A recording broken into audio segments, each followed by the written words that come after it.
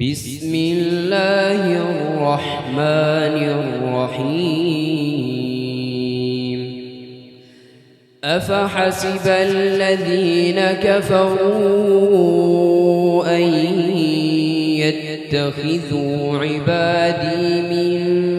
دوني أولياء إنا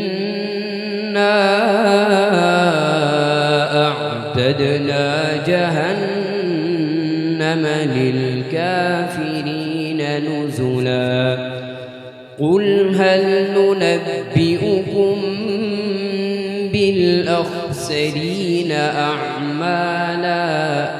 الذين ضل سعيهم في الحياة الدنيا وهم يحسبون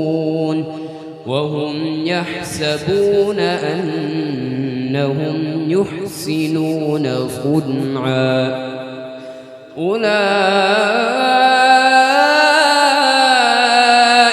الذين كفروا بآيات ربهم ولقائه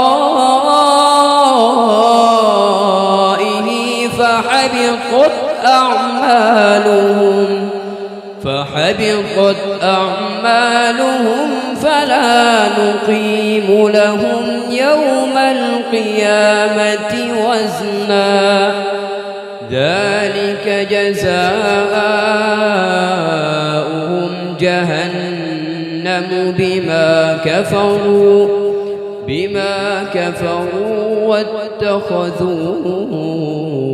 آياتي ورسلي هزوا إن الذين آمنوا وعملوا الصالحات كانت لهم جنات الفردوس نزلا خالدين فيها لا يبغون عنها حولا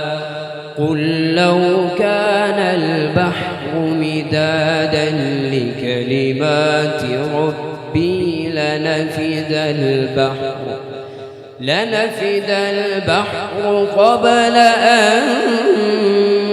تنفد كلمات ربي ولو جئنا بمثله